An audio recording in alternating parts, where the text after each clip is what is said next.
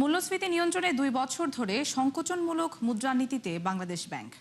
অথচ জিনিসপত্রের দাম বাড়ার প্রবণতা উল্লেখযোগ্য হারে না কমলেও 14% উঠে গেছে সুদহার, যার প্রভাবে ইতিহাসের সর্বনিম্ন অবস্থানে বেসরকারি খাতের ঋণ প্রবৃদ্ধি বেড়েছে। ব্যবসার খরচ অন্যদিকে কঠোর নীতি ধরে রেখে নানাভাবে বাজারে টাকা সরবরাহ বাড়িয়ে চলছে কেন্দ্রীয় ব্যাংক, যা মূল্যস্ফীতি নিয়ন্ত্রণের পরিপন্থী বলে মনে করেন অর্থনীতিবিদ ও ব্যবসায়ীরা।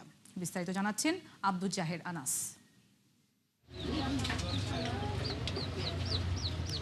প্রায় 4.5 বছর ধরে চড়া মূল্যস্ফীতির কবলে বাংলাদেশের মানুষ।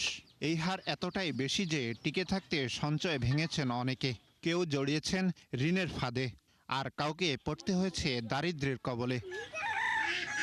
2022 সাল থেকে শুরু হওয়া এই হার নিয়ন্ত্রণে চরম ব্যর্থ আওয়ামী লীগ সরকার। পরে অন্তর্বর্তী সরকারের আমলে অর্থনীতির চিরায়ত তত্ত্ব প্রয়োগ শুরু করেন সে সময়ের গভর্নর আহসান এস মনসুর। বাজারে টাকার সরবরাহ কমাতে কয়েক দফায় তিনি নীতি সুদ হার তুলে দেন 10%। এরপর আর কমেনি সেই হার। এমনকি আভাস নেই 30 জুন ঘোষণা হতে যাওয়া নতুন মুদ্রানীতিতেও। রাজস্ব নীতি যে এক্সপানশন ফিসক্যাল পলিসির সঙ্গে বা বাংলাদেশ ব্যাংক যে নীতি সহায়তা দিয়েছে মানি সার্কেল মাস, এর মধ্যে যদি নীতি সুদ কমানো হয় তাহলে কিন্তু মূল্যস্ফীতি আর কমানো সম্ভব হবে না শর্ট টার্মে। তো এটা দীর্ঘমেয়াদী একটা রূপ নিতে পারে, এটা একটা রিস্ক আছে আর কি। চড়া সুদহারের কারণে ঋণের খরচ উঠেছে 14 থেকে 16% পর্যন্ত। ফলে বেড়েছে ব্যবসার ব্যয়।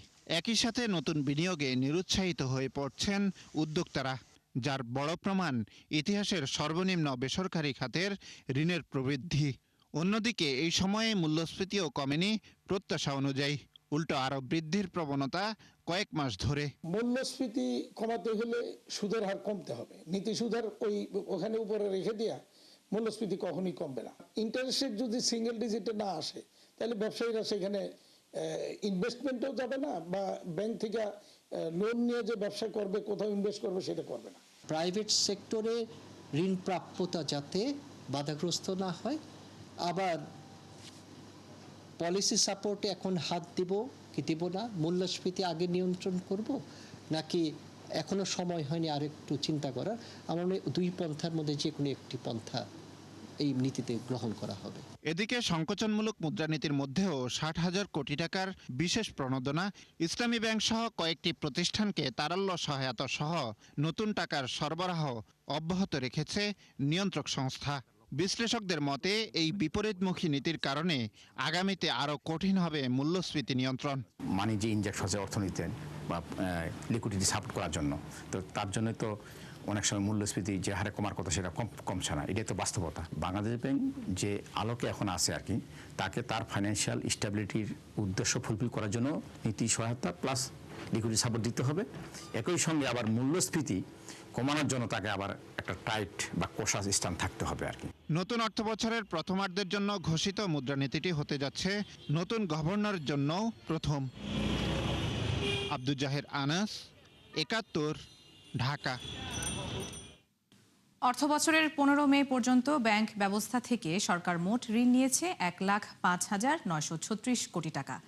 বাংলাদেশ ব্যাংক এ তথ্য প্রকাশ করেছে। এই ঋণ সরকারের প্রাথমিক লক্ষ্যমাত্রা থেকে প্রায় 2,000 কোটি টাকা বেশি।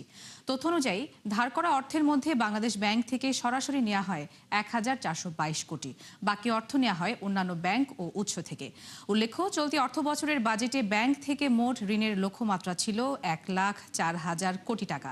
পরে তা বাড়িয়ে সংশোধন করা হয় 1,18,000 কোটিতে। আর আসছে অর্থবছরের জন্য বাজেট ঘাটতি মেটাতে ধার করার লক্ষ্য 1,12,000 কোটি টাকা। আবাসন খাতে বিনা প্রশ্নে কালো টাকা সাদা করার সুযোগ বাতিল। বেসরকারি বিশ্ববিদ্যালয় ও মেডিকেল কলেজের কর্পোরেট কর কমিয়ে 5% এবং করমুক্ত আয়সীমা বাড়িয়ে 4 লাখ টাকা করার মতো প্রস্তাব থাকছে সংশোধিত অর্থ বিলে, যা সোমবার সংসদে তুলে ধরবেন অর্থমন্ত্রী। একই সাথে বাদ যাচ্ছে খুচরা ব্যবসায়ীদের উপর ভ্যাট বসানোর প্রস্তাবও। পাশাপাশি আগের অবস্থানেই থাকছে কাজু বাদাম ও প্লাস্টিকের রেজিনের আমদানি শুল্ক। আরও জানাচ্ছেন মইনুল হাসান। পদক্ষেপ গ্রহণ করেছি।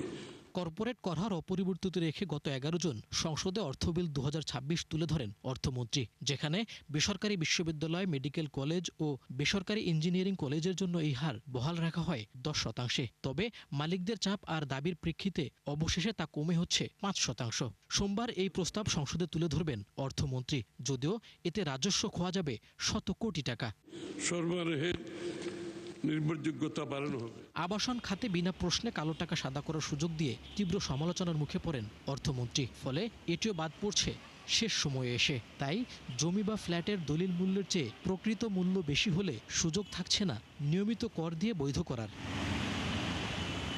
চলতি বাজেট থেকে মাত্র 25,000 টাকা বাড়িয়ে নতুন অর্থ বছরের জন্য ব্যক্তির করমুক্ত আয়সীমা 4.5 লাখ টাকা করার প্রস্তাব করেন অর্থমন্ত্রী। তবে চড়া মূল্যস্ফীতির এই সময়ে সেই সিদ্ধান্ত নিয়েও হয় সমালোচনা। তাই আরও 25,000 টাকা বাড়িয়ে 4 লাখ টাকার নতুন প্রস্তাব পেশ হতে পারে 29 জুন। আর 2030-31 অর্থ বছরের জন্য যা হবে 5 লাখ টাকা। ন্যূনতম করসীমা 3,75,000 থেকে 4 লাখ করার ফলে প্রান্তিক করদাতা যারা আছেন তাদের করভার অনেক লাঘব বলে আমি ব্যক্তিগতভাবে মনে করি। এছাড়াও যারা মধ্যম শ্রেণীর করদাতা আছেন তাদের যদি স্ল্যাবগুলো চেঞ্জ করা হতো তাহলে তাদেরও কিছুটা কর সাশ্রয় হতো। কর নথিতে দেখানো ব্যক্তিগত স্বর্ণ বিক্রির ওপর 15% ক্যাপিটাল গেইন ট্যাক্স বসানোর প্রস্তাব করা হয় বাজেটে। তবে সেটিও কমে হতে পারে 5%। এছাড়া জমি ডেভেলপমেন্টের ক্ষেত্রে মালিকদের ওপর 15% ক্যাপিটাল গেইন ট্যাক্স কমে হচ্ছে 5%। কম্পিউটার আমদানিতে থাকা 5% অগ্রিম আয়কর কমে 2% হতে পারে সংশোধিত অর্থ বিলে। স্বর্ণের ক্ষেত্রে ক্যাপিটাল গেইন ট্যাক্স এবং যখন ডেভেলপারদেরকে ল্যান্ড দেওয়া হবে তখন যে ক্যাপিটাল গেইন ট্যাক্স সেটা 15 থেকে 5% করা হলে কর প্রদানে অনেক করদাতাই কিন্তু উৎসাহী হবেন। কারণ আমরা জানি যত বেশি আসলে করভার হয় তত কর ফাঁকির প্রবণতা বেড়ে যায়। করজাল বাড়াতে খুচরা ব্যবসায়ীদের ওপর সুনির্দিষ্ট ভ্যাট বসানোর প্রস্তাব করেন অর্থমন্ত্রী। সংসদে এমন 16টি খাতের তালিকাও তুলে ধরেন তিনি। তবে শেষ পর্যন্ত সেই পরিকল্পনা থেকেও সরে আসতে পারে সরকার। এছাড়া কাজু বাদাম ও প্লাস্টিক রেজিনের ওপর বর্ধিত কর হার বাতিল করে তা বহাল রাখা হচ্ছে আগের 5%। একই সাথে ওটিটি প্ল্যাটফর্ম ও অনলাইন বিজ্ঞাপনের ওপর 15% ভ্যাট কমে হতে পারে 5%। মইনুল হাসান, 71, ঢাকা। দর্শক, অর্থবিলের বিভিন্ন বিষয়ে আরও বিস্তারিত জানাতে আমাদের সাথে কারণ বাজার অফিস থেকে যুক্ত হচ্ছেন সহকর্মী মইনুল হাসান। কথা বলছি তার সাথে। মইনুল, অর্থবিল পাশ হওয়ার আগে আর কোনো ধরনের পরিবর্তন আসছে কিনা একটু জানাবেন। রেহনুমা, আপনি দেখেছেন আমরা দুটো রিপোর্ট করেছি যে এই প্রথম অর্থবিল কি ধরনের পরিবর্তন এসেছে। গত 11 তারিখ সংসদে অর্থবিল তুলে ধরেন এবং একই সাথে ওই দিন কিন্তু বাজেট প্রস্তাবও পেশ করেন অর্থমন্ত্রী এবং সেখানে বেশ কিছু প্রস্তাব উনি তুলে ধরেন। 3,50,000 টাকা থেকে বাড়িয়ে ব্যক্তিগত আয়সীমা সেটি 3,75,000 টাকা নির্ধারণ করা হয়। তবে এটি করার পরে কিন্তু বিভিন্ন মহল থেকে অর্থনীতিবিদরা এবং বিভিন্ন গবেষণা সংস্থা তারা কিন্তু এটার প্রতি সমালোচনা করেন এবং মূল্যস্ফীতির সাথে সমন্বয় করে সেটিকে আরো বাড়ানোর দাবি করেন। সেক্ষেত্রে এনবিআর এবং সরকার এই জায়গায় আরো 25,000 টাকা বাড়িয়ে 4 লক্ষ টাকা করমুক্ত আয়সীমা নির্ধারণ করে, যেটি পরপর 2 অর্থ বছর বহাল থাকবে এবং পরবর্তী 2 অর্থ বছর অর্থাৎ 28, 29 এবং 29-30 এই 2 অর্থ বছরে যেটি হবে 4.5 লাখ এবং 30-31 অর্থ বছরে গিয়ে যেটি দাঁড়াবে 5 লাখ টাকা। একই সাথে এই অর্থ বছরের অর্থবিলে, নতুন অর্থ বছরের অর্থবিলে একটি প্রস্তাব করা হয় যে আবাসন খাতে কালো টাকা বিনিয়োগের একটি সুযোগ করে দেওয়া হয়। সেক্ষেত্রে দলিল মূল্যর চেয়ে যদি কেউ প্রকৃত মূল্যে দামটি দেখাতে চান আয়কর নথিতে, তবে সেই সুযোগ দেওয়া হয়েছিল। সেক্ষেত্রে যেই শর্তটি ছিল যে ইনডেমনিটি দেওয়া হয়েছিল, অর্থাৎ সরকারি কোনো সংস্থা এই প্রশ্নের অর্থের উৎস সম্পর্কে প্রশ্ন করতে পারবে না। তবে সেই ধরনের সুযোগটিও কিন্তু বাতিল হচ্ছে নতুন অর্থ বিলে, যেটি আজকে সংসদে অর্থমন্ত্রী চূড়ান্তভাবে তুলে ধরবেন এবং আগামীকালকে বাজেট পাশ হওয়ার মধ্যে দিয়ে সেটি কিন্তু 1 জুলাই থেকে কার্যকর হবে। এবং এর পাশাপাশি আমরা দেখেছি যে ক্যাপিটাল গেইন ট্যাক্স ব্যক্তিগত স্বর্ণ বিক্রির ক্ষেত্রে এই নতুন অর্থ বছরে এনবিআর এবং সরকার পক্ষ থেকে আরোপ করার একটি চিন্তা করেছিল। অর্থাৎ যদি কেউ ব্যক্তিগত স্বর্ণ বিক্রি করতে চায় সেক্ষেত্রে এনবিআর 15% ক্যাপিটাল গেইন ট্যাক্স কেটে রাখবে। সেই সিদ্ধান্তটি বাতিল হতে পারে, অর্থাৎ সেই সিদ্ধান্তটি 5% নেমে আসতে পারে। পাশাপাশি জমি এবং ফ্ল্যাট মালিকদের ক্ষেত্রে কেনাবেচার ক্ষেত্রে ক্যাপিটাল গেইন ট্যাক্স 15% যে আরোপ করা হয়েছিল সেটিকেও 5% নামিয়ে আনা হচ্ছে। এর পাশাপাশি ভ্যাটের ক্ষেত্রে কিছু পরিবর্তন আসছে। আমরা দেখেছি যে 16টি খাতের খুচরা ব্যবসার ক্ষেত্রে সুনির্দিষ্ট ভ্যাট বসানোর প্রস্তাব করেছিল করেছিল অর্থমন্ত্রী, যেটি 0 থেকে 50 লাখ টাকার নিচে যাদের বার্ষিক টার্নওভার, সেক্ষেত্রে তাদের উপরে এই 1 থেকে সর্বোচ্চ 10,000 টাকা এলাকা ভেদে যেটি বসানোর পরিকল্পনা ছিল এনবিআর, সেই সিদ্ধান্ত থেকে কিন্তু সরে আসছে সরকার। এবং সব মিলিয়ে বেশ কিছু পরিবর্তন আমরা এর আগে হয়তো অর্থ বিলে এই ধরনের কোনো পরিবর্তন দেখিনি, যেটি প্রস্তাবিত সংসদে প্রস্তাব হওয়ার পরও কিন্তু এই ধরনের পরিবর্তন আসছে। রেহনুমা। জি মইনুল, আপনি ইতিমধ্যে অনেকগুলো তথ্যই আমাদেরকে দিয়েছেন, যেমনটি আপনি বলছেন যে কোন কোন খাতে কি ধরনের পরিবর্তন আসতে পারে। তো আরেকটি বিষয় আসলে জানতে চাচ্ছি আপনার কাছে, যে অর্থবিলের এই পরিবর্তন যদি আমলে নেয় তো রাজস্ব আদায়ের লক্ষ্যমাত্রা অর্জন কতটা চ্যালেঞ্জিং হবে সরকারের জন্য? আপনি জানেন কিন্তু গত 11 জুন অর্থমন্ত্রী সংসদে বাজেট প্রস্তাব পেশ করার আগেই অনেকগুলো সিদ্ধান্ত কিন্তু যেগুলো এনবিআর নতুন সংযোজন করেছিল আগামী অর্থ বছরের জন্য, সেগুলো বাতিল হয়েছে। যদি আমরা উদাহরণস্বরূপ বলি, সম্পদ কর ব্যবস্থা চালু করার চিন্তা ছিল, সারচার্জ ব্যবস্থাকে বাতিল করে সেটা সিদ্ধান্ত কিন্তু কার্যকর হয়নি, অর্থাৎ অর্থমন্ত্রীর পক্ষ থেকে সেটিকে নাকচ করে দেয়া হয়। একই সাথে উচ্চ সিসির মোটরসাইকেল যেগুলো রয়েছে সেগুলোর ক্ষেত্রেও কিন্তু সিসি ভেদে অগ্রিম আয়কর কাটার যে ব্যবস্থা করা হয়েছিল সেটিও কিন্তু বাতিল হয়েছে। পাশাপাশি অটোরিকশার উপরে এই অগ্রিম আয়কর বসানোর প্রস্তাব ছিল সিটি কর্পোরেশন, ইউনিয়ন এবং উপজেলা জেলা পর্যায়ে, সেটাও কিন্তু বাতিল হয়েছে। এবং এর পাশাপাশি অনেক ছোট ছোট প্রস্তাব যেগুলো বাতিল হয়েছে আমরা দেখেছি। এবং পরবর্তীতে অর্থবিল উপস্থাপন করার পরেও কিন্তু অনেক সিদ্ধান্ত বাতিল হচ্ছে। আমরা এই যদি বলি যে ভ্যাটের ক্ষেত্রে, তারপর আয়করের ক্ষেত্রে এবং অন্যান্য ক্ষেত্রে, বিশেষ করে সবচেয়ে বেশি কিন্তু পরিবর্তনগুলো এসেছে আয়করে, এবং করের ছড়াছড়িও আমরা দেখেছি এই অর্থ বিল প্রস্তাবে। এখন শঙ্কার জায়গাটি হচ্ছে যে নতুন একটি অর্থ বছর আসছে সামনে, সেক্ষেত্রে নতুন সরকার, বিএনপি সরকারের সামনে এই বিশাল রাজস্ব লক্ষ্যমাত্রা, এনবিআর এর কাঁধেই যেটি রয়েছে 6,04,000 কোটি টাকা। এবং আমরা এই অর্থ বছরের যদি তুলনা করি, যে পরিমাণ রাজস্ব আদায় হয়েছে এনবিআর এর পক্ষ থেকে, সেটি হচ্ছে 3,90,000 কোটি টাকা এখন পর্যন্ত, এবং এনবিআর আশা করছে এটি 4,15,000 কোটি টাকা হবে, সেক্ষেত্রে ঘাটতি 2 লক্ষ টাকা থাকবে। তবে এই ধরনের কর ছাড়াছাড়ির মধ্যে এনবিআর কি পরিমাণ রাজস্ব আদায় করতে পারবে এমন ভঙ্গুর অর্থনীতির মধ্যে, সেটি কিন্তু একটু শঙ্কার জায়গা। সেক্ষেত্রে সরকারের এমন কর ছাড়ের সুযোগ হয়তো আরো 2-3 বছর পাবেন ব্যবসায়ীরা বা রাষ্ট্র, কিন্তু আপাত দৃষ্টিতে মনে হচ্ছে না যে আগামী অর্থ বছরে এ ধরনের পরিবর্তনের মধ্য দিয়ে এনবিআর তার সুনির্দিষ্ট যে লক্ষ্য রয়েছে এনবিআর রাজস্ব আদায়ের, সেটা হয়তো পূরণ করতে পারবে না।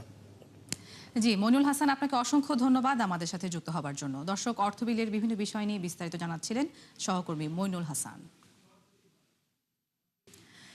এ যেন ঘোড়ার চেয়ে লাগামের দাম বেশি। এনবিআর এর সংস্কারের 1000 কোটি টাকার প্রকল্পের 400 কোটিই নেবেন পরামর্শদাতারা। এ নিয়ে প্রশ্নের মুখে পরিকল্পনা বিভাগের সচিব জানিয়েছেন, তাড়াহুড়োই ভুল হয়েছে, শিগগিরই সংশোধন করা হবে। যদিও 1 বছর আগে পাশ হওয়া প্রকল্পটি সংশোধনে এখনও প্রস্তাব দেয়নি এনবিআর। ইমদাদ হোসাইনের প্রতিবেদন। 5 সরকারি প্রতিষ্ঠানের স্বচ্ছতা নিশ্চিতে বিশ্বব্যাংকের অর্থায়নে সিটা নামের গুচ্ছ প্রকল্প বাস্তবায়ন করছে অর্থ ও পরিকল্পনা মন্ত্রণালয়, যার গুরুত্বপূর্ণ অনুষঙ্গ জাতীয় রাজস্ব বোর্ড এনবিআর এর অটোমেশন। সংস্থাটিকে আধুনিক করার উদ্যোগে খরচ করা হচ্ছে 1000 কোটি টাকা, যার 40% বা 400 কোটি পরামর্শক ব্যয়। এমন অস্বাভাবিক পরামর্শক ব্যয় নিয়ে একাধিক প্রতিবেদন প্রচার করেছে 71 টেলিভিশন। 1 বছর আগে একনেকে অনুমোদন পাওয়া প্রকল্পটি উদ্বোধন করতে রোববার দুপুরে রাজধানীর একটি হোটেলে এই আয়োজন করে বিশ্বব্যাংক। অনুষ্ঠানে আবারও উঠে আসে পরামর্শক ব্যয়ের প্রসঙ্গ। পরিকল্পনা বিভাগের সচিব জানান, তাড়াহুড়োর কারণে ভুল হয়েছে। সফটওয়্যার এবং কনসালটেন্সি একই একটা হেডে রাখা হয়েছে, যার কারণে টাকার অঙ্কটা অনেক বড় মনে হচ্ছে, কিন্তু এটা আলাদা হবে। এটা আমরা রিভিশনের সময় দেখছি। এটা আমরা অতিরিক্ত বাজেট যদি থাকে কোনো ক্রমেই সেটা অবশ্যই রিডিউস করা হবে, সে নিশ্চয়তা দেওয়া হচ্ছে। এখানে কনসালটেন্সিতে যদি কোনো রকমের অতিরিক্ত বাজেট থাকে অবশ্যই কেটে ফেলা হবে। এনবিআর ছাড়াও অর্থ ও পরিকল্পনা মন্ত্রণালয়ের 4 বিভাগের জন্য বাস্তবায়ন হচ্ছে প্রকল্পটি, যাতে মোট ব্যয় হবে 3300 কোটির মতো। এর 92%ই যোগান দিচ্ছে বিশ্বব্যাংক। অনুষ্ঠানে পরিকল্পনা প্রতিমন্ত্রী জানান, সীমাহীন লুটপাটের পথ দায়িত্ব নিয়েছে বিএনপি সরকার, তাই সবখানে স্বচ্ছতা নিশ্চিতেই এই প্রকল্প। এর মধ্যে যে একটা লাগামহীন লুটপাট, চুরি এবং পাচার চলেছে, তার বিরুদ্ধেই কিন্তু দাঁড়িয়ে এই সরকার তার যাত্রা করেছে। ফলে সেখানে এটা প্রতিষ্ঠা করা, একটা অ্যাকাউন্টেবিলিটি প্রতিষ্ঠা করা, সেই অডিটর জেনারেলের জায়গাতে সেটা খুব গুরুত্বপূর্ণ। প্রকল্পগুলো বাস্তবায়নের গুরুত্ব তুলে ধরে বক্তারা বলেন, স্বচ্ছতা নিশ্চিত হলে ইতিবাচক পরিবর্তন আসবে রাজস্ব আদায়ে। ইমদাদ হোসাইন, ৭১, ঢাকা। সকাল না হতেই ভরিতে ৩,৫০০ টাকা কমলো স্বর্ণের দাম। ফলে ২২ ক্যারেটের প্রতি ভরি স্বর্ণ কিনতে আজ থেকে গ্রাহকদের গুনতে হবে ২,২৫,২৯০ টাকা। বাংলাদেশ জুয়েলার্স সমিতি বাজুস এক বিজ্ঞপ্তিতে এই তথ্য জানায়। বলা হয়, আন্তর্জাতিক বাজারে তেজাবি স্বর্ণের দাম কমায় এই সমন্বয় করা হয়েছে। নতুন মূল্য অনুযায়ী ২১ ক্যারেটের স্বর্ণের দাম ২,১৫,১৪২ টাকা এবং ১৮ ক্যারেটের প্রতি ভরি স্বর্ণ কিনতে ক্রেতাদের গুনতে হবে ১,৮৪,৭৫৮ টাকা। এছাড়া সনাতন পদ্ধতির এক ভরি রূপার দাম ২,৮৫৮ টাকা নির্ধারণ করে দেয় বাজুস। দর্শক, ৭১ বিজনেসে এই ছিল এখনকার মতো। সরাসরি সংবাদ অনুষ্ঠান দেখতে চোখ রাখুন ৭১-এর ফেসবুক পেজে এবং সাবস্ক্রাইব করুন ৭১-এর ইউটিউব চ্যানেল। থাকুন ৭১-এর সাথে।